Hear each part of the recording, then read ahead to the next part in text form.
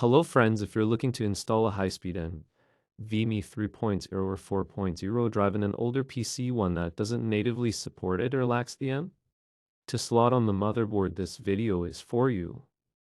Today I'll show you exactly how to get that storage into your PC. First, let's look at the hardware. I'll show you the details and model number of the adapter and the 1TB SSD we're using. After that, I will show you how this Nvme can be installed inside the PC. The solution is to use this PCI Express adapter, which supports both NVMe 3 and 4 standards. You simply fit the adapter into an open PCI Express slot on your motherboard, and then you attach and secure the NVMe drive to the adapter itself with a small screw. I'm doing this because I need to upgrade the storage in this PC.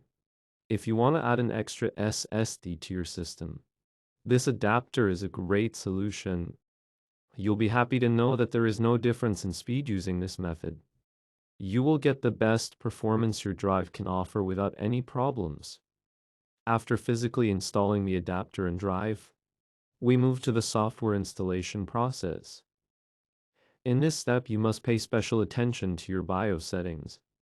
If you have multiple drives already installed, you must check the details and ensure the new NVMe drive is set with the correct priority for booting.